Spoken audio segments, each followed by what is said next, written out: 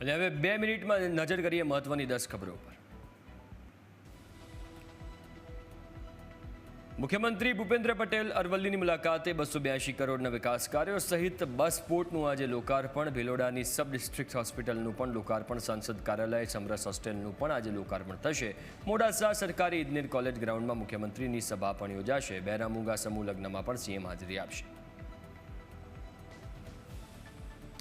ધોરાજી ઉપલેટા બસ સ્ટેન્ડનું ખાતમુહૂર્ત રાજ્ય ગૃહમંત્રી હર્ષ સંઘવી અને કેન્દ્રીય મંત્રી મનસુખ માંડવિયા હાજરી આપશે। ખાતમુહૂર્તના બેનર્સમાં ભાજપના ધારાસભ્યનું નામ ગાયબ હોવાથી રાજકારણ ગરમાયું, કાર્યકરોને વાત ધ્યાનમાં ન આવતા બેનર કઢાયા। અમદાવાદ ઉત્તર ઝોનમાં મહાદેવનગર નજીક એએમસીએ નવો બગીચો બનાવ્યો છે। બગીચાનું ઉદ્ઘાટન ન થતાં આમ આદમી પાર્ટીના કાર્યકરે બાળકો માટે બગીચો ખોલી નાખ્યો હતો। એએમસીને જાણ થતાં બગીચો ફરી બંધ કરાયો। ગાર્ડન ખોલનાર સામે ફરિયાદ નોંધાવીને સિક્યુરિટી કંપનીને 1 લાખની પેનલ્ટી ફટકારી।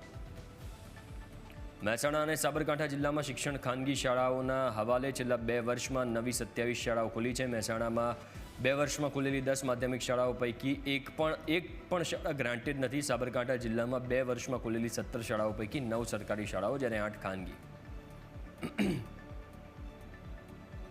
અમદાવાદની કોસ્મોસ સ્કૂલમાં વિદ્યાર્થીઓએ ભણતા કેટલાક રસપ્રદ પ્રોજેક્ટ તૈયાર કર્યા। પોતે તૈયાર કરેલ પ્રોજેક્ટનું વિદ્યાર્થીઓ કરી રહ્યા છે વેચાણ। વેચાણથી થતી આવકથી સરકારી શાળાના વિદ્યાર્થીઓ માટે નોટબુકની ખરીદી કરાય છે।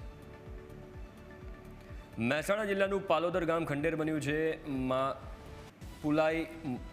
પુરાતન કાળનું મલાઈ માતાજીનું મંદિર હોવાથી તેને ભારતીય પુરાતત્વ વિભાગ દ્વારા આરક્ષિત શ્રેણીમાં મુકાયું છે। પુરાતત્વ વિભાગના નિયમ મુજબ ગામમાં કોઈપણ સ્થળે મંદિરના 300 મીટરના વિસ્તારમાં નવું બાંધકામ નથી થઈ શકતું।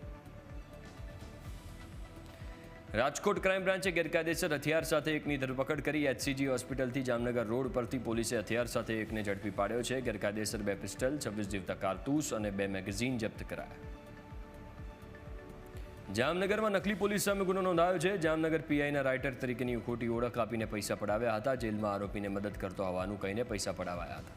પોલીસે આરોપીને શોધવા તજવીજ હાથ ધરી। રાજકોટ એસઓજીએ વધુ એક બોગસ ડોક્ટરને ઝડપી પાડ્યો છે। આરટીઓ નજીક આવેલી શ્રીરામ સોસાયટીમાંથી એસઓજીએ બોગસ ડોક્ટર ઝડપી પાડ્યો। બિહારના આયુર્વેદ સર્ટિફિકેટ આધારે 10 વર્ષથી ઘરમાં જ ક્લિનિક ચલાવીને પ્રેક્ટિસ કરતો હતો બોગસ તબીબ। અમદાવાદના ઘીકાંટામાં આવેલા કૃષ્ણ કોમ્પ્લેક્સની નીચે ગેરેજમાં આગ લાગી। વહેલી સવારે આગ લાગતા 3 કાર બળીને ખાક। શોર્ટ સર્કિટના કારણે આગ લાગી હોવાનું અનુમાન।